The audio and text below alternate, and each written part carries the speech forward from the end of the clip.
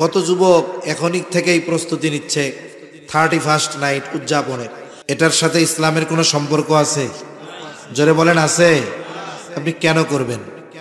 যদি আপনি মানবিক দৃষ্টিকোণ থেকে চিন্তা করেন, একটা মোমবাতি আপনি জ্বালাইছেন, জ্বালানোর পরে এই মোমবাতিটাকে আস্তে আস্তে বড় হয় না ক্ষয় হয়? এক সময় পুড়তে পুড়তে পুড়তে শেষ, নিভে যাবে। এমিয়া, আমরা যখন মাতৃগর্ভে রূহ পেয়েছি, প্রাণ পেয়েছি, ওই সময় দুনিয়ায় কয়েকদিন থাকবো এটা নির্দিষ্ট হয়ে গেছে। আমার আপনার হায়াত লিমিট আছে, নির্দিষ্ট করা আছে, তবে আমাদের জানা নাই। ওই সময় যখন পৌঁছাবো, যুবক থাকি আর বুড়া হই, সুস্থ থাকি আর অসুস্থ হই, থাকার কোনো উপায় নেই। তার মানে সময়ের সাথে সাথে মৃত্যু থেকে দূরে যাচ্ছি না মৃত্যুর কাছে যাচ্ছি? তাইলে তো প্রতিদিন হায় হায় করার দরকার ছিল, আয় আল্লাহ একটা দিন জীবন থেকে চলে গেল, এই দিনের হিসাব কেমনে দিমু? আমি আস্তে আস্তে তো মরার দিক অগ্রসর হচ্ছি। আপনার জীবন থেকে হায়াত চলে যাইতেছে আর আপনি আনন্দ করতেছেন। সি সি সি, এটা তো মানবিক দিক দিয়েও খারাপ কাজ। আর ধর্মীয় দিক দিয়ে যদি আসেন, এই যে ইংরেজি মাসগুলো 12 মাস আন্তর্জাতিকভাবে অফিসিয়ালভাবে এই তারিখের হিসাব রাখা হয়, আপনার তারিখের হিসাব রাখতে গোনা নাই। কারণ সৌরবর্ষের হিসাব আর চন্দ্রবর্ষের হিসাব দুটোই দিয়েছেন কে? এই 365 দিনে বছর আর 355 দিনে বছর, দুইটাই আল্লাহ দিয়েছেন। আপনি হিসাব রাখেন, অসুবিধা নাই তো। চন্দ্র হিসাবও রাখতে হবে, সৌর হিসাবও রাখতে হবে। এখন এই সৌর হিসাব রাখতে গিয়ে যেই 12 মাস নাম নির্ধারণ করা হয়েছে, এগুলো রোমানদের এক একজন দেবতার নামের অংশ নিয়ে এই নামগুলো রাখা হয়েছে। যেমন জানুয়ারি, জানুস নামক এক দেবতা, ওর নামের প্রথম অংশ থেকে রাখা হয়েছে জানুয়ারি। আচ্ছা, এই অনুষ্ঠান উদযাপন ইসলামের সাথে কোনো সম্পৃক্ত নাই। সম্ভবত 1582 সাল টাল হবে এরকম। পপ গ্রেগরি, উনি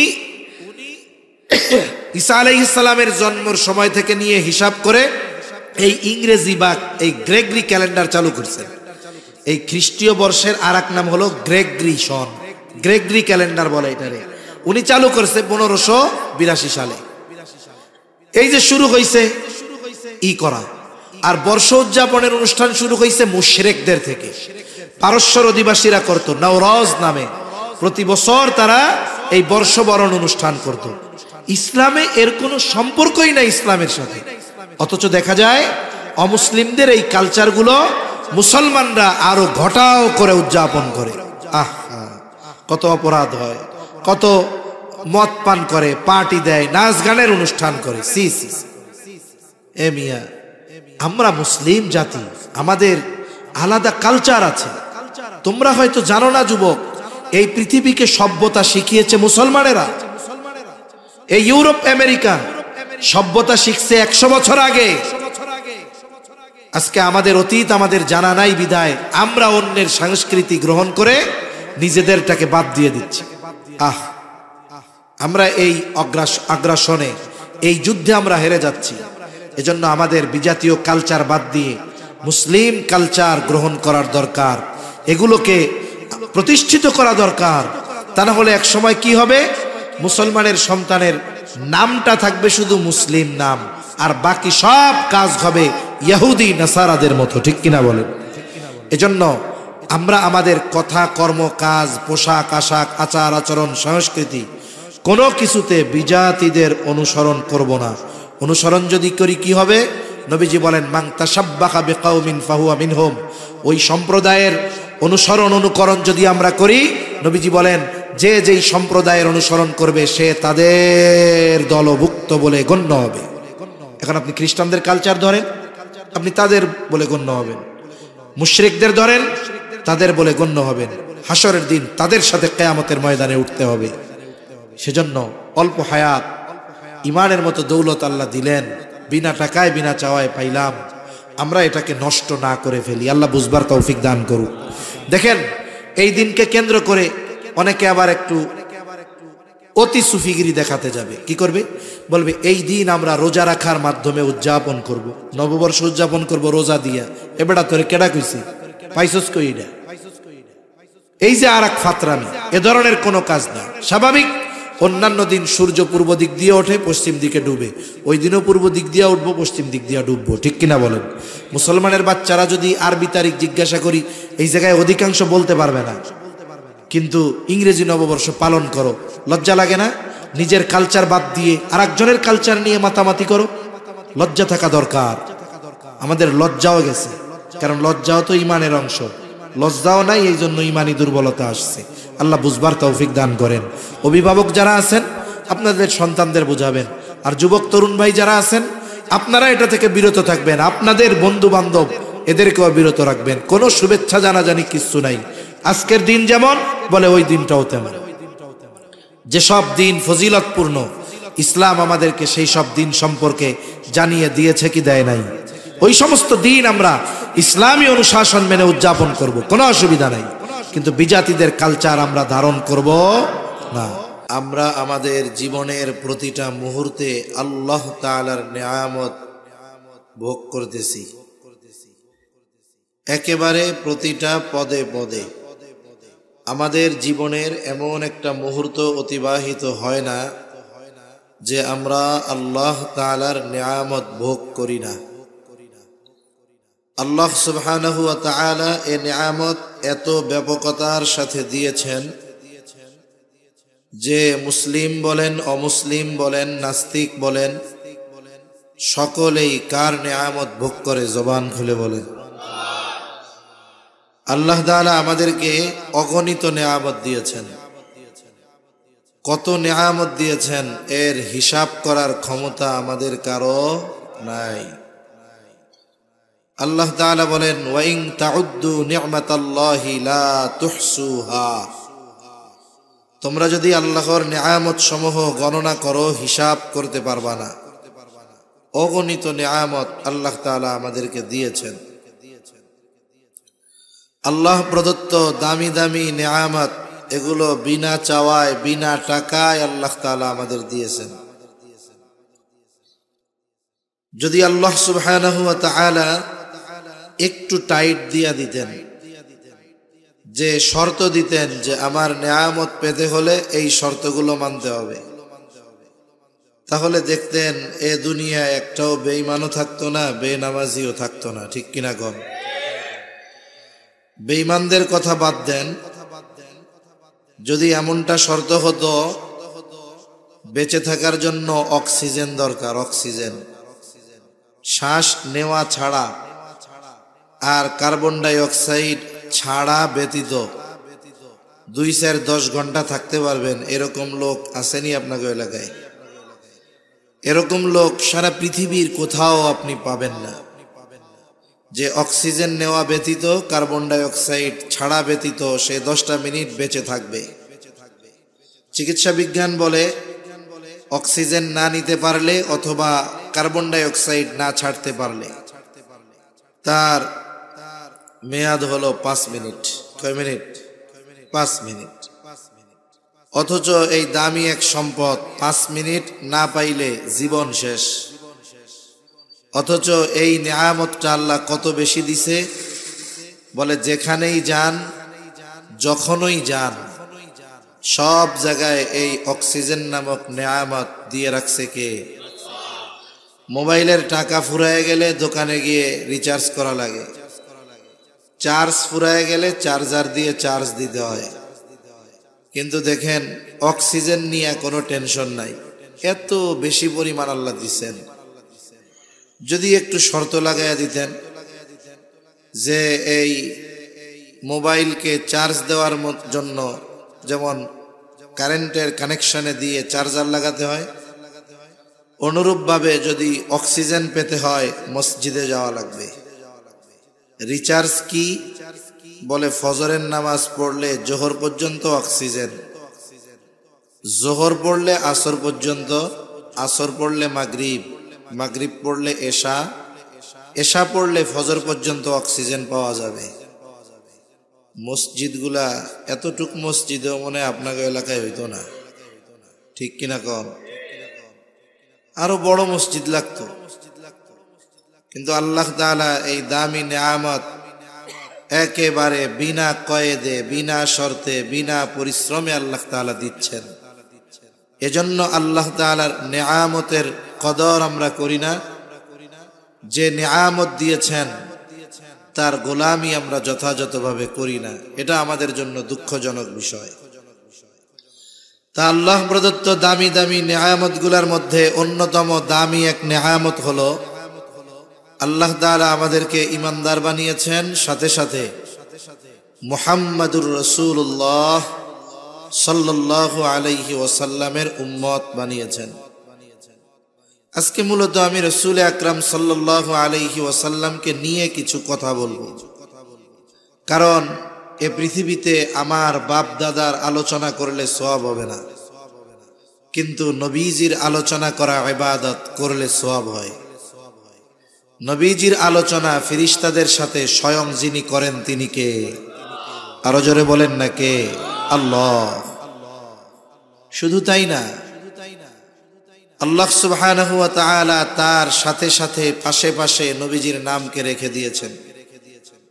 একজন অমুসলিম যদি মুসলিম হতে চায় তাকে এই স্বীকৃতি দিতে হবে, লা ইলাহা ইল্লাল্লাহ মুহাম্মাদুর রাসূলুল্লাহ। এটা যেমন মুখে বলতে হবে, এই কথাটাকে অন্তরে বিশ্বাস করতে হবে, সাথে সাথে এই কথার দাবির আলোকে যে কর্ম আল্লাহ তাআলা দিয়ে দিয়েছেন এটা কর্মে পরিণত করতে হবে। এখন যদি কেউ বলে আমি সব মানি, কিন্তু আমি শুধু লা ইলাহা ইল্লাল্লাহ এতটুকু মানি, বাকিটুকু মানব না, ও যতই বলুক না কেন ও ঈমানদার হতে পারবে? তাহলে ঈমান আনার জন্য আল্লাহর সাথে নবীজির বিশ্বাস রাখার দরকার আছে না নাই? ঈমানের পরে সবচাইতে গুরুত্বপূর্ণ ইবাদত হলো নামাজ। বলেন তো, সেই নামাজের সময় যখন হয়, আজান দেওয়া হয়, মানুষকে আল্লাহর ঘরের দিকে আহ্বান করা হয়, ডাকা হয়, এই আজানের মধ্যে নবীজির কথা আছে না নাই? আশহাদু আন্না মুহাম্মাদার রাসূলুল্লাহ আছে। ইকামত দিবেন নামাজের জন্য, বলে ওইখানেও নবীজির কথা আছে। এবার নামাজের মধ্যে ঢুকে গেল ইমাম তাকবীরে তাহরিমা বলে, এই নামাজের মধ্যেও নবীজির উপরে দুরূদ, নবীজির কথা আছে না নাই? আছে। এবার নামাজ থেকে সালাম ফিরাইছে, দিলটা নরম, চিন্তা করতেছে আল্লাহর কাছে একটু দোয়া করি, কিন্তু ইচ্ছা কইরা নবীর নামে দুরূদ না পড়েই দোয়া শুরু করে দিছে। যেই দোয়ার সাথে দুরূদ নাই, বলে ওই দোয়া ঝুলন্ত থাকে, আল্লাহ পর্যন্ত পৌঁছায় না। তাহলে দোয়ার মধ্যে নবীকে লাগবে কি লাগবে না?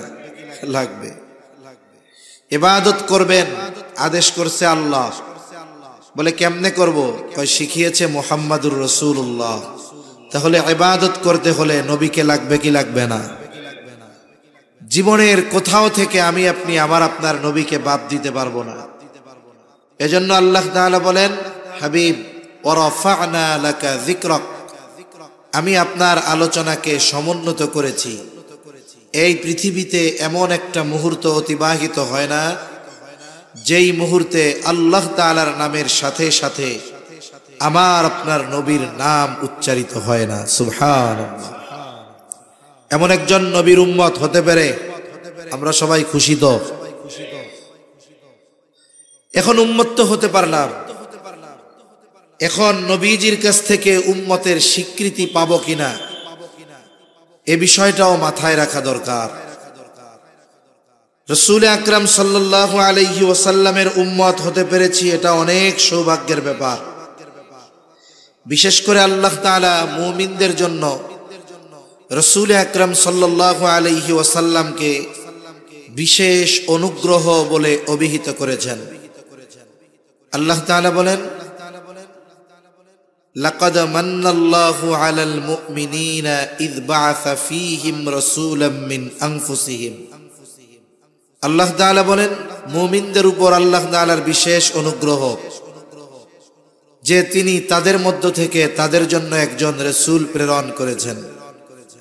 তাহলে রাসূল সাল্লাল্লাহু আলাইহি ওয়াসাল্লাম হলেন মুমিনদের জন্য বিশেষ অনুগ্রহ। ঘোষণা দিয়েছেন কে? এই আয়াতের তাফসিরে এসেছে যে নবীজি মুমিনদের জন্য স্পেশাল অনুগ্রহ, ঠিক আছে, তবে তিনি গোটা সৃষ্টি জগতের সকলের জন্য রহমত। বলে ওনার রহমতের পরিব্যাপ্তি কত দূর?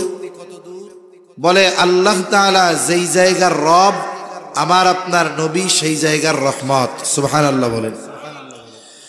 তিনি রহমাতুল লিল আলামিন হওয়ার কারণে এই পৃথিবীর অমুসলিমেরা, ইসলাম বিদ্বেষীরা, কাফেররা নবী দুনিয়ায় থাকার সময় এবং দুনিয়া থেকে চলে যাওয়ার পরেও নবীর কারণে শুধু মুমিনরা উপকৃত হয় তা নয়, কাফেররাও উপকৃত হয়েছে, হচ্ছে, কিয়ামত পর্যন্ত হবে। বলে কিয়ামতের দিনও তারা নবীর কারণে উপকৃত হবে।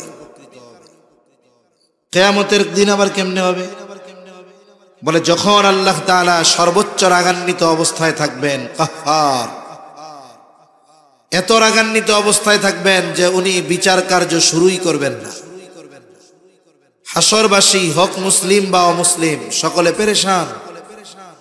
হাসরের ময়দানে তারা এতটা অস্থির হয়ে যাবে, চিন্তা করবে বিচার হোক, জান্নাতে যাই নাইলে জাহান্নামে যাই, যাবো তো এক জায়গায়, কিন্তু আর হাসরের ময়দানে থাকা যায় না। সেদিন আল্লাহ তাআলার কাছে বিচার শুরু করার কথা কেউ বলতে সাহস করবে না। আমার আপনার নবী আল্লাহ তাআলার কাছে গিয়ে বিচার কার্য শুরু করার আদেশ অনুরোধ করবেন। আল্লাহ তাআলা আমার আপনার নবীকে খুশি করার জন্য নবীর কথা গ্রহণ করে আল্লাহ তাআলা বিচার কার্য শুরু করবেন। সুবহানাল্লাহ। সবাই তো অস্থির, কাফেররাও অস্থির। এই যে নবীর সুপারিশে বিচার শুরু হইল, কাফেরও অস্থিরতা থেকে মুক্তি পাইল। এই অস্থিরতা থেকে, অনন্তকালের অস্থিরতা তো পরে হবে, সেটার বিষয়ে পরে। তাহলে দুনিয়ায়ও তারা উপকৃত হয়েছে, হচ্ছে, কিয়ামত পর্যন্ত হবে। নবীজির দোয়ার কারণে ইসলাম নিয়ে যারা বিদ্বেষ, ইসলামকে যারা ধ্বংস করতে চায়, ইসলামের বিরুদ্ধাচরণ করে, নাফরমানি করে, নবীর দোয়া, আল্লাহ অতীতের উম্মতদের মতো পাপের কারণে আমার উম্মতদেরকে সমূলে ধ্বংস করে দিয়েন না। এজন্য পাপ অনেক, কিন্তু আল্লাহ তাআলা হালকা পাতলা মাঝে মধ্যে দিয়া একটু সতর্ক করে, পাপের কারণে সমূলে আমাদেরকে বিনাশ করে দেন না। বলে কে দোয়া করছে? মুহাম্মাদুর রাসূলুল্লাহ সাল্লাল্লাহু আলাইহি ওয়াসাল্লাম। তাহলে নবীজি সকলের জন্য রহমত, কাফেরদের জন্য নবীজি রহমত। আবু জেহেল, উতবা, সাইবার জন্য নবীজি রহমত ছিলেন। একবার আবু জেহেল নবীজির সামনে নবীজিকে শুনিয়ে শুনিয়ে আল্লাহ তাআলার কাছে দোয়া করতেছে। কি দোয়া? বলে আল্লাহ, আপনি সত্যই যদি মুহাম্মাদের উপরে কোরআন নাজিল করে থাকেন, তাইলে আমাদের উপরে পাথর বর্ষণ করেন, না হলে যন্ত্রণাদায়ক শাস্তি দেন। দোয়া করতেছে আবু জেহেল। কার কাছে দোয়া করে? এখন আবু জেহেল তো কাফের, ও কি আল্লাহরে বিশ্বাস করে? বলে হ্যাঁ করে। আল্লাহর অস্তিত্বে বিশ্বাসী ছিল মক্কার কাফেররা। তবে সমস্যা কোথায়? বলে আল্লাহ তাআলার সাথে তারা এমন কিছু শিরিক করত, যার কারণে আল্লাহর প্রতি এই বিশ্বাস মূল্যহীন হয়ে গেছে। কাফেররা আল্লাহর প্রতি বিশ্বাস করত, এটা আমার কথা না, আল্লাহই বলেন, ওয়ালা ইন সাআলতাহুম মান খালাকাস সামাওয়াতি ওয়াল আরদা লায়াকুলুন্নাল্লাহ।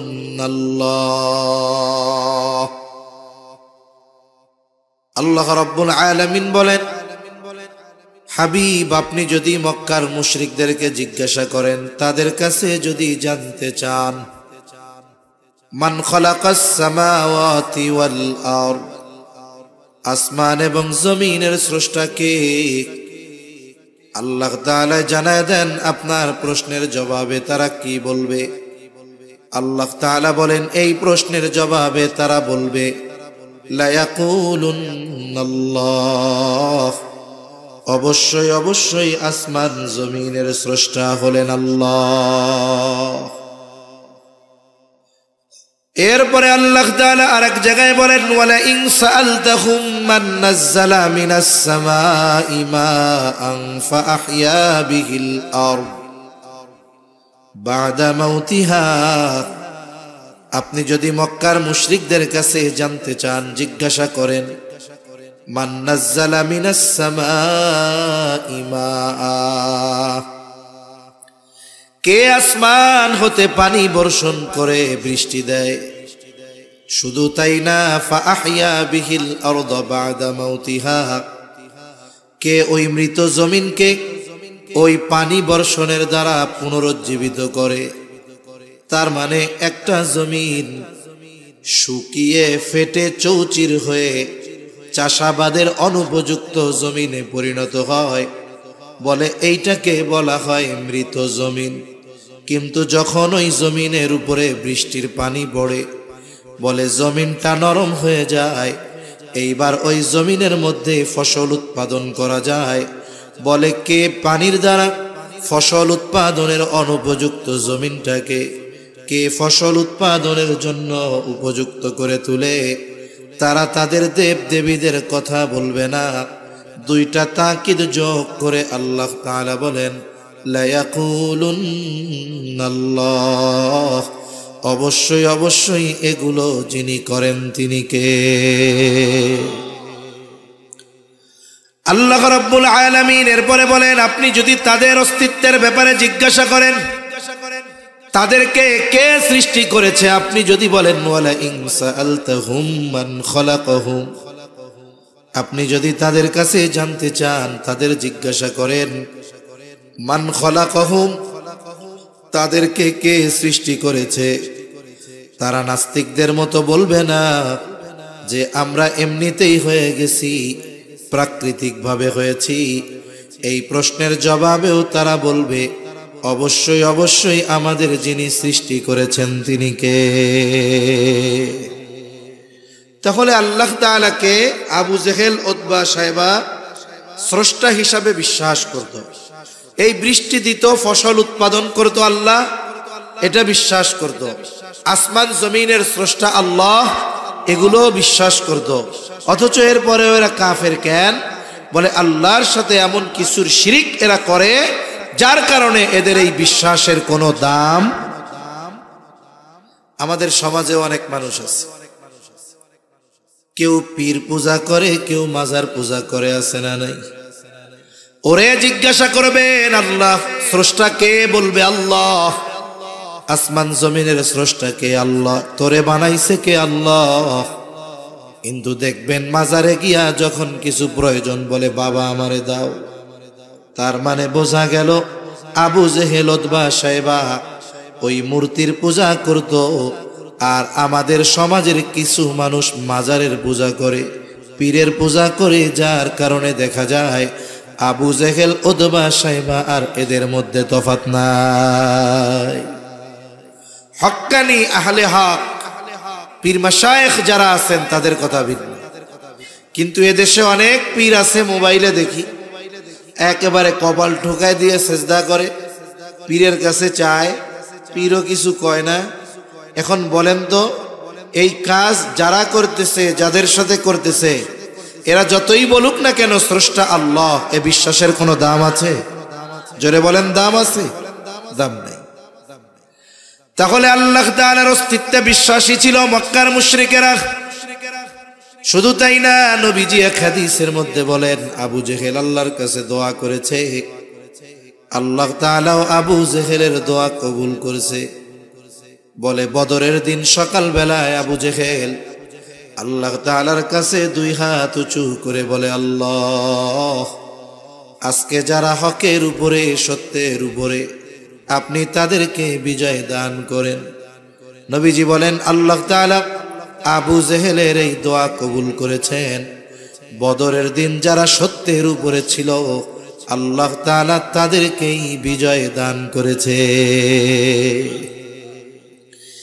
আবু জেহেল নবীজির সামনে শুনিয়ে শুনিয়ে আল্লাহর কাছে কি বলে? বলে আল্লাহ, সত্যই যদি কোরআন আপনি মুহাম্মাদের উপরে নাজিল করে থাকেন, তাইলে আমাদের উপরে পাথর বর্ষণ করেন, নাইলে যন্ত্রণাদায়ক শাস্তি দেন। এই মিয়া, দুনিয়ায় কোনো মানুষ নিজের উপরে শাস্তি চায়? আরে চায়। কিছু মানুষ হিংসায় চায়। মনে করেন আপনাদের এই কামরাবো কুচিয়ামড়া এলাকার একটা ছেলে, একেবারে গরিবের সন্তান, যার বাবা মানুষের বাড়িতে কাজ করে, রাস্তায় কাজ করে, জমিনে কাজ করে, কোনো মতে কষ্ট করে ছেলেটাকে লেখাপড়া শেখায়। এইবার ছেলেটা অনেক বড় উচ্চ শিক্ষিত ডাক্তার অথবা ইঞ্জিনিয়ার, বাংলাদেশের নাম করা ডাক্তার ইঞ্জিনিয়ার হয়ে গেল। দুনিয়ার লাইনের কথাই কই। এখন মানুষেরা বলা বলি করে চায়ের দোকানে, শুনছেননি কি বলে, অমুক চাচার সন্তান এখন বাংলাদেশের বড় ডাক্তার, এখন তার আর কোনো অভাব নাই, আর কোনো চিন্তা নাই। এখন চাচারেও নাকি ঢাকায় নিয়ে যাবে, বড় বাড়ি কিনছে, ফ্ল্যাট করেছে। এই যে চাচার অভাবের দিন ঘুচে গেল, এই চাচার সন্তান অনেক বড় উচ্চ শিক্ষিত। বলেন তো এই বিষয়টা সমাজের সব মানুষের ভালো লাগবে নাকি? কিছু মানুষ চিন্তা করবে, এই লোক আমার বাড়িতে কয়দিন আগে কাম করছে, এখন এর বলা এত বড় অফিসার, এখন পেছন দিক দিয়ে যায় বলবো, ও তোমরা কার কথা কও? বলে শোনেন নাই অমুক চাচার ছেলে এরকম বড় ডাক্তার ইঞ্জিনিয়ার হয়েছে? বলে অমুকের বলা, ওই কিষানের বলা এত বড় ডাক্তার হয়েছে। ও আল্লাহ, এই খবর শোনার আগে আমি মরলাম না কেন? এরকম হিংসায় বলার লোক সমাজে আছে না নাই? জোরে বলেন, আছে না নাই? ওই টাইমে যদি আজরাইল এসে কয় আপনার তো মরতে মন চায়, তাহলে আমার লগে চলেন, ও কি কইব? আরে মিয়া, মরতে চাইছে নাকি? এমনে এমনে কইছি। তার মানে ওই লোকটাকে কষ্ট দেওয়ার জন্য সে এই কথাটা বলছে, তুচ্ছ করার জন্য বলছে। আবু জেহেল কেমন যেন আল্লাহকে বলে, আল্লাহ আমার মতো ক্ষমতাধর, সম্পদওয়ালা, সম্মানওয়ালা লোক থাকার পরেও আপনি মুহাম্মাদের মতো একজন লোকের কাছে কোরআন নাজিল করলেন। হায় রে, আমার মতো উপযুক্ত ব্যক্তি থাকার পরও আপনি মুহাম্মাদের উপরে কোরআন নাজিল করলেন, কামটা কেমন হইল? এই কাম যদি সত্যই আপনি কইরা থাকেন, তাইলে আমার উপরে পাথর বর্ষণ করেন। আল্লাহ তাআলা আবু জেহেলের এই কথার জবাব জানায় দেন।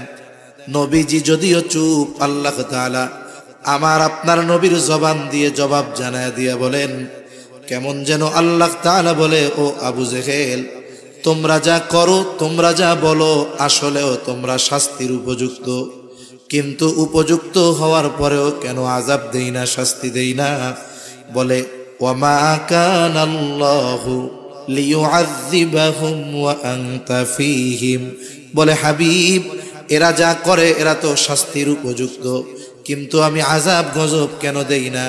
বলে আপনি যতক্ষণ তাদের মধ্যে আছেন, এদের আমি আযাব দিব না, শাস্তি দিব না। কারণ কি? বলে আপনি তো রাহমাতুল লিল আলামিন। আমার যদি কাফেরদের অবাধ্যতার কারণে তাদের শাস্তি দিতে হয়, যেই জায়গায় শাস্তি দিব সেই জায়গা থেকে আপনাকে সরানো লাগবে।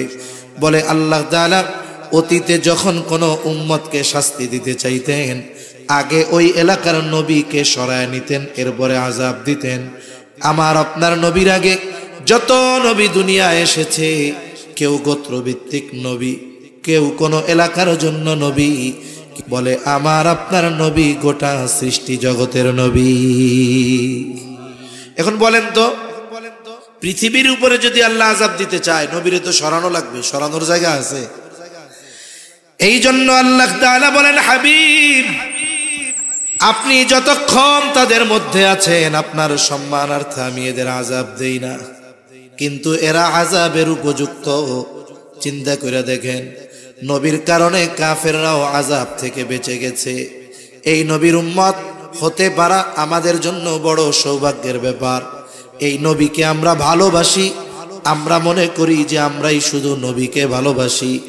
বিষয়টা এমন নয়, আল্লাহর কসম, আমরা নবীকে যত ভালোবাসি তার চাইতে অনেক বেশি নবী আমাদের ভালোবাসে। নবীজি আমাদের ভালোবাসে। কত ভালোবাসে? আব্দুল্লাহ ইবনে আমর ইবনুল আস রাদিয়াল্লাহু তাআলা আনহু থেকে বর্ণিত হাদিস, সাহাবা একরাম নবীজির সামনে বসা। হঠাৎ করে নবীজি কোরআন থেকে তিলাওয়াত করলেন। আন্নান নবী সাল্লাল্লাহু আলাইহি ওয়াসাল্লাম তালা মা কাওলাল্লাহি আযজা ওয়া জাল্লা ফি ইব্রাহিম আলাইহিস সালাম। আল্লাহ তাআলা কোরআনে ইব্রাহিম আলাইহিস সালামের ব্যাপারে যা নাজিল করেছেন, নবীজি কোরআন থেকে সেটা তিলাওয়াত করলেন। বলে কি নাজিল করেছে? ইব্রাহিম আলাইহিস সালাম তার গুনাহগার উম্মতের ব্যাপারে ক্ষমা চাইয়া আল্লাহ তাআলার কাছে দোয়া করে বলে, রব্বি ইন্নাহুন্না আদলালনা কাসীরাম মিনান নাস ফামান তাবিআনি ফাইন্নাহু মিন্নি ওয়া মান আসানি ফাইন্নাকা গফুরুর রহিম।